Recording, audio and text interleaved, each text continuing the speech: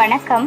இன்னைக்கு என்னென்னா சேமியா உப்புமா எப்படி செய்கிறது அப்படிங்கிறது தான் பார்க்க போகிறோம்.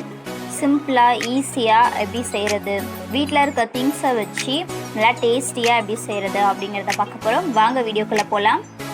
தேவையான பொருட்கள்: கறிவேப்பிலை சிறிதளவு,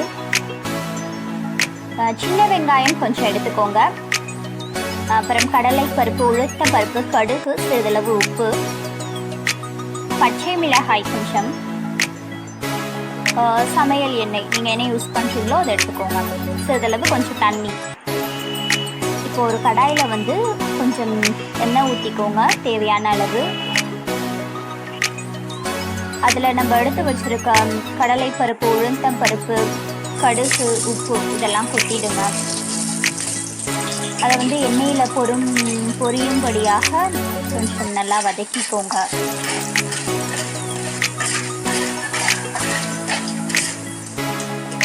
நம்ம சின்ன வெங்காயத்தை நறுக்கி வச்சதை அதில் ஆட் பண்ணிக்கோங்க.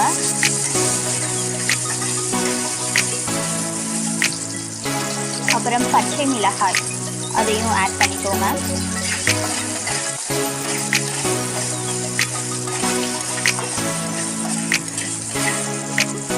கருவேப்பிலை, கொத்தமல்லி அதையும் இதோட சேர்த்துக்கோங்க.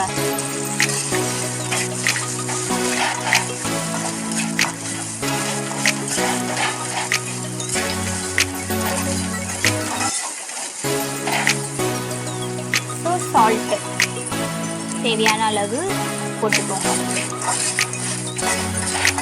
ஸோ இப்போதைக்கு நல்லா வதக்கிக்கோங்க.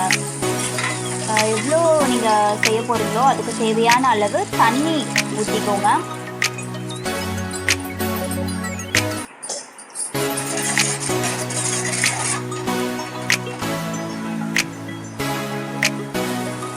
ஸோ நல்லா தண்ணி கொதிச்ச பிறகு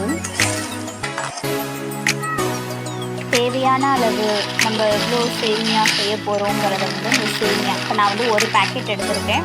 ஸோ சேமியாவை அதில் ஆட் பண்ணிக்கோங்க.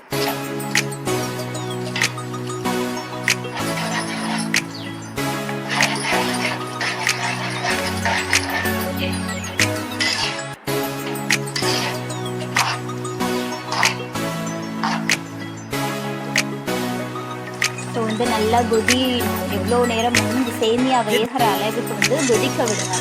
நல்லா கொதிச்சு அந்த தண்ணி எல்லாம் வடிகட்டி இருக்கிற வரைக்குமே நீங்கள் நல்லா கொதிக்க விட்டு கடைசியாக தண்ணி எல்லாம் போன பிறகு உங்களுக்கு அழகான சுவையான டேஸ்டியான சேமியா உப்புமா ரெடி.